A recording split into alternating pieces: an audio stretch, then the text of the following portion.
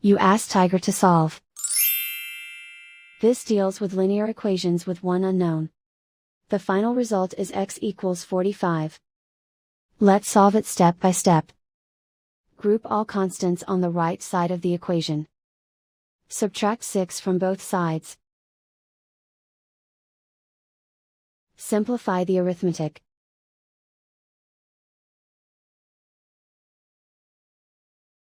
Isolate the x. Multiply both sides by 3. Group like terms. Multiply the coefficients. Simplify the arithmetic.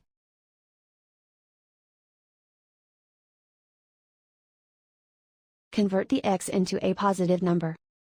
Multiply both sides by -1.